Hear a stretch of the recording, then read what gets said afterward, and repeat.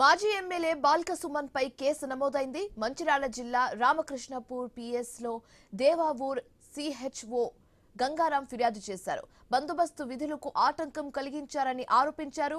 Kotapalli SI Rajasekhar, constable Rakesh పై దాడి చేశారని అభియోగాలు కూడా మోపారు. బాల్క సుమన్, మూల రాజిరెడ్డి, గుడిసెల రాజా రమేష్, గాజుల చంద్రకిరణ్, మేడిపల్లి సంపత్, గోగుల రవీందర్ రెడ్డిపై కేసు నమోదు చేసినట్లుగా తెలుస్తోంది.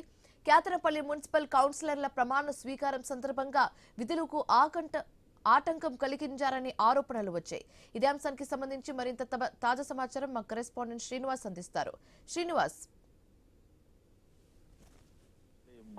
మున్సిపాలిటీలో నిన్న ఉదయం నుంచి కూడా మధ్యాహ్నం వరకు హైటెన్షన్ హైడ్రామా అయితే కొనసాగింది. క్యాతన్పల్లి మున్సిపాలిటీకి సంబంధించి మొదట కౌన్సిలర్ల ప్రమాణ స్వీకారం తర్వాత చైర్మన్ వైస్ చైర్మన్ ఎన్నిక నేపథ్యంలో అయితే పూర్తిగా పోలీసుల విధులకు ఆటంకం కలిగించారంటూ మంత్రి కాన్వాయ్ పై రాళ్ల దాడి చేయడంతో పాటు కోటపల్లి ఎస్ఐ రాజశేఖర్, కానిస్టేబుల్ రాకేష్ కు ఇటు రాళ్ల దాడిలో గాయాలు జరగడంతో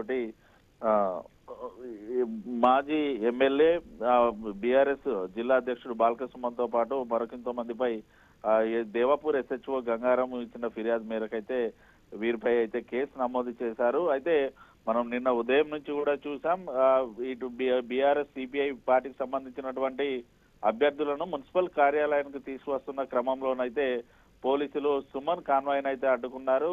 కేవలం అభ్యర్థులు మాత్రమే తాము అలో చేస్తాం, మిగతా ఎవరిని కూడా అలో చేయమని చెప్పడంతో కూడా ఆయన పోలీసులతోటి వాగ్వివాదానికి కూడా దిగిన పరిస్థితులు అయితే ఉన్నాయి.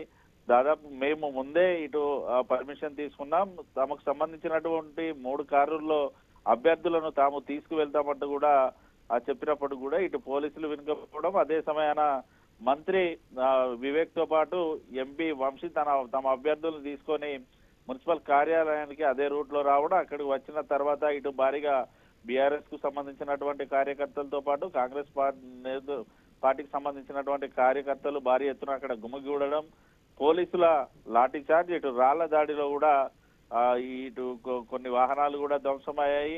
ఇటు బీఆర్ఎస్ పార్టీకి సంబంధించినటువంటి కార్యకర్తలతో పాటు కాంగ్రెస్ పార్టీకి సంబంధించినటువంటి కార్యకర్తలకు కూడా లాఠీ చార్జిలో ఇటు రాళ్ల దాడిలో కూడా గాయాలైన పరిస్థితులు అయితే ఉన్నాయి. దాదాపుగా నిన్న మధ్యాహ్నం వరకు కూడా హైటెన్షన్ అయితే కొనసాగింది.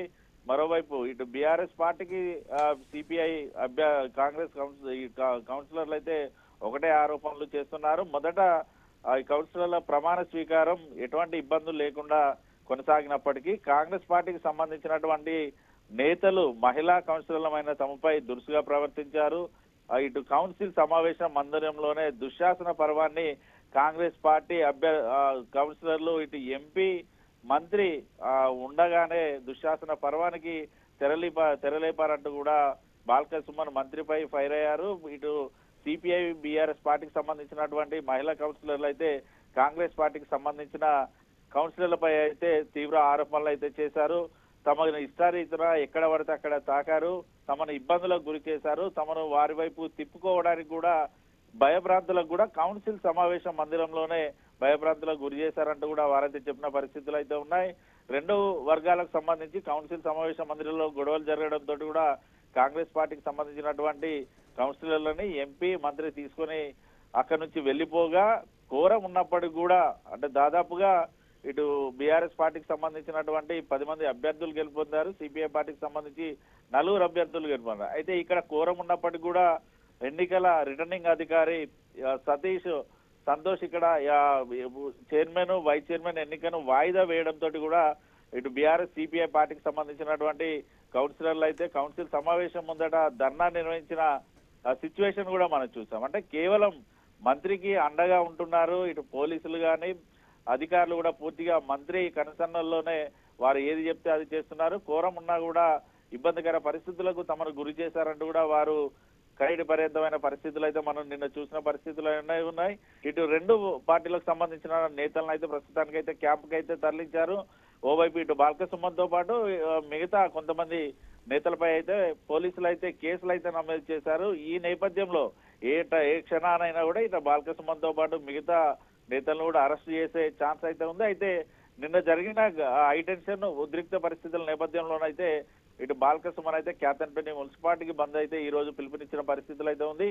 ఈ రోజు బంద్ ఉన్న నేపథ్యంలో ఎటువంటి సిచ్యువేషన్స్ అయితే లేకుండా ఈ 144 సెక్షన్స్ తో పాటు 163 సెక్షన్ అయితే అమల్లో ఉందంటూ పోలీసులు అయితే చెప్తున్న పరిస్థితులు అయితే ఉన్నాయి. ఓవైపు ఇటు బాల్క సుమన్ తో పాటు సిపిఐ నేతలు కూడా కేతన్పల్లి బంద్ కి అయితే పిలిపించారు. మరి ఈ బంద్ ప్రశాంతంగా కొనసాగుతుందా, లేకపోతే బంద్ సాగుతోటి బాల్క సుమన్ తో పాటు ఇతర నేతలను కూడా అరెస్ట్ చేసి ఇటు పోలీస్ స్టేషన్ కు తరలిస్తా అనేది తేలాల్సి ఉంది. ఖచ్చితంగా ఏ క్షణానైనా కూడా బాల్క సుమన్ తో పాటు మిగతా ఇటు నేతలను ఎవరైతే ఫిర్యాదులో ఉన్నటువంటి నేతలు ఎవరైతే ఉన్నారో వారందరినీ కూడా అరెస్ట్ చేసే అవకాశం అయితే ఉంది Shivani. Right, thanks for the update Srinivas.